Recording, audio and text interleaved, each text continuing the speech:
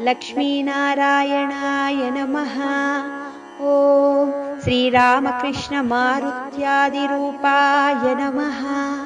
ॐ शेषशायिने नमः। ॐ गोदावरीतटशिरिडीवासिने नमः। ॐ भक्तहृदयालयाय नमः। ॐ सर्वहृद्वासिने नमः। ॐ भूतावासाय नमः। ॐ भूतभविष्यद्भाववर्जिताय नमः। ॐ कालातीताय नमः। ॐ कालाय नमः। ॐ कालकालाय नमः। ॐ कालदर्पदमनाय नमः। ॐ मृत्युञ्जयाय नमः। ॐ अमर्त्याय नमः।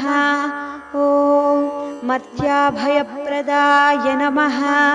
ॐ जीवाधाराय नमः।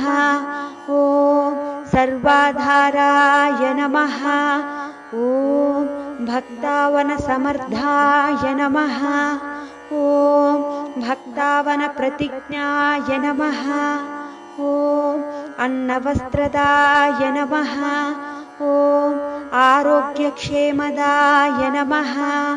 ॐ धनमाङ्गल्यदाय नमः।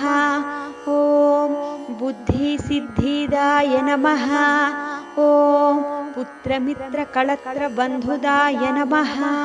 ॐ योगक्षेममवहाय नमः। ॐ आपद्बान्धवाय नमः। ॐ